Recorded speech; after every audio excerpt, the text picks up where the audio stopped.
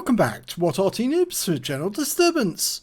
This is a TS-5. It's a Tier 8 American tank destroyer. It's located on the north spawn of Empire's border under the command of Armageddonit. What a name. Battle started. Well, this premium tank destroyer was first introduced to the game only this year. And it's already become sort of like part of the scenery, you might say. It's a very tough tank destroyer from the front. It's very similar to the T-28. In fact, it shares the same 120mm gun. It's got 400 alpha. And, well, the armor's very thick around the front, but at the rear, it's less thick. And, of course, from the sides, it's easy to pen. But from the front, it's actually quite a tough little opposition. And unless you can get a shell through that lower plate or through the cupola on top of it, you're going to have difficulties. Best thing to do is stay away from the pointy end. Okay, well, Armageddonit is the only one really to come down this way, apart from an Easy 8, which is behind him. So he does have some company. And maybe the Easy 8 will actually move ahead of him to get some spotting.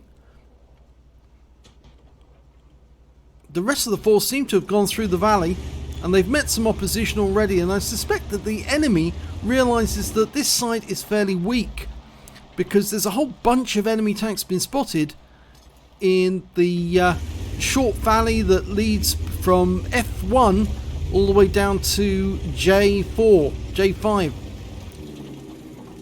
There's our first one, a Jagdpanther 2. That Easy 8 may come under a lot of pressure very shortly if the enemy tanks in that valley closer to us actually come down and have a go at him. Well, he's now facing a Tiger 131 ahead of him, so yeah, if he tries to back up, then the other tanks are going to have him from behind. So if he starts getting hit all of a sudden, then we'll know that the other tanks have come down. He is still getting hit from the Jagdpanther and the Tiger, and Armageddonit has actually decided to pull back just a little. Oh, and we've lost him. There comes the Jagdpanther. Well, it doesn't go through, but I think it damaged the tracks of that Jagdpanther. And now we're going to be the ones holding the enemy off at the gates. But this is a fairly good position to actually hold.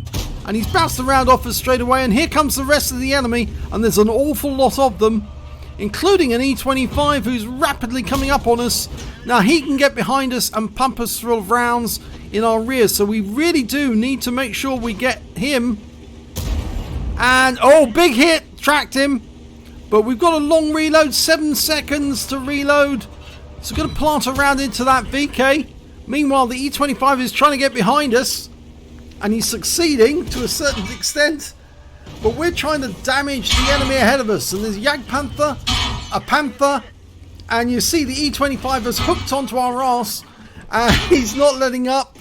We're going to go for the Jagdpanther first, put a round into him, and the VK died against our side.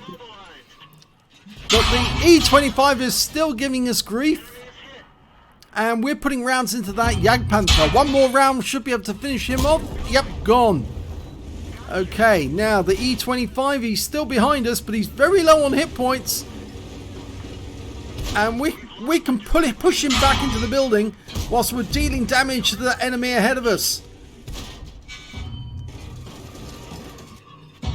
Okay, and number one into the Jagdpanther finishes him off.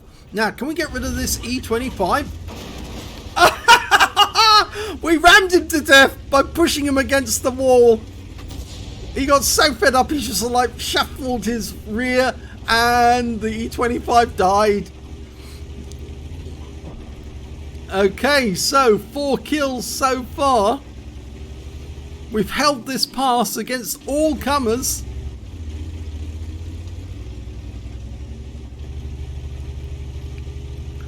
And looks like the enemy, well, there's only one tank down there. It's an Arty. It's the Lorraine 15551. And he's totally in the wrong place, because if he comes up against the TS-5, he's going to be torn to shreds. I suspect that he had to come this way, because if he stayed near his own cap, he was going to get taken out there. And maybe he followed his own tanks thinking they would push through this pass, but now it looks like the enemy have sort of like overextended themselves. They've lost the valley. There's two tanks up here, a 5916 and a T25, and of course the Lorraine down south. Well, the Lorraine, we've left him down there for the moment. In fact, I'm not sure, but he may have dropped into the pit. There's a pit at K1. I don't know if you've seen it or found it yet, but he may have dropped into that pit. If he has, then it's very difficult to get hold of him. Mind you, if he is in the pit, he won't be taking part in any more in this battle, because from the pit I don't think you can fire out.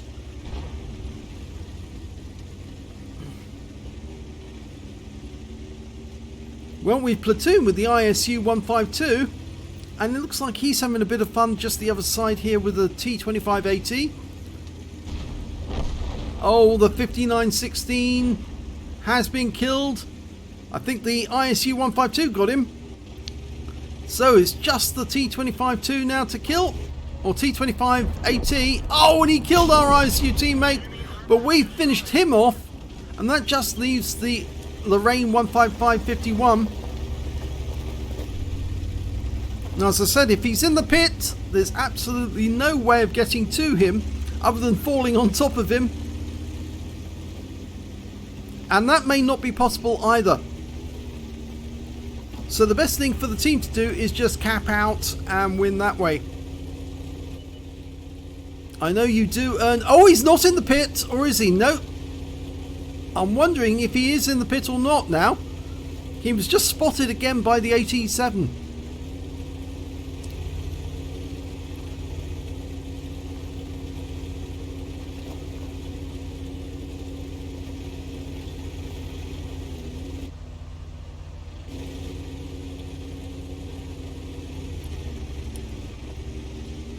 Well, everybody's rushing in that direction to get the last kill. E25 ahead of us, but no, he's gone. He's crashed. He did drop into the pit and died in the process. So that's the end of the game. No Top Gun, unfortunately. Let's have a look at the end of battle results. Well, it's a first class tanker for Armageddonit in the TS-5. He got a bruise medal for getting at least 5 critical hits. He got 6. A duelist, a fighter badge, a fire for effect, and a shell proof. Out of the other medals, he managed to pick up a cool headed for blocking at least 10 shots, non-penetrating shots in a row, and a steel wall for blocking the most damage in the wall in the game and surviving, and a high caliber for dealing the most damage in the game. And well, yes, that was an amazing hold of that pass. I don't know how he did it, because that E25 was just repeatedly firing into his rear, and you would have thought the moment the E25 got behind him that would have been the end of it. But apparently he was able to hold off the E25 whilst blasting the other tanks in the face. Let's have a look at the team score. There you go, top of the table, 3,491 hit points of damage. The next highest scorer was the ISU 152 with 1,732. When it came to kills, he had the highest number of kills with 5. The KV-85 got 3, and the Lorraine 40-ton got 2, and that T-25 AT managed to get 3 kills as well. And when it came to base XP, well, he's got the top in all 3 columns, 1,256 base experience points. Not enough for an ace tanker, but very close. 743 goes for the Lorraine 40-ton and 679 for the Hellcat. He fired 12 rounds. All 12 rounds hit the target, and only 10 of them penetrated. Damage of 3,491 hit points, all of it at close range. Received 43 hits from the enemy.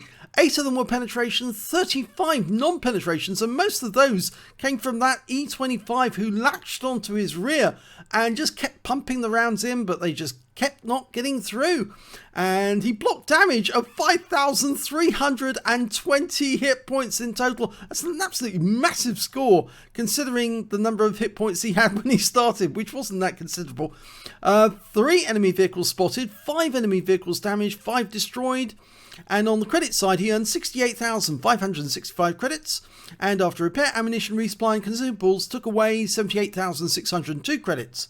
He received 1,256 XP times 2 for the first victory, personal reserve bonus running there as well, and a bonus because this is a premium vehicle, so he took away 5,840 experience points altogether. So yes, he held the pass on his own. It was a Horatio Horatio at the bridge case, where he actually stood alone against all the enemy and survived.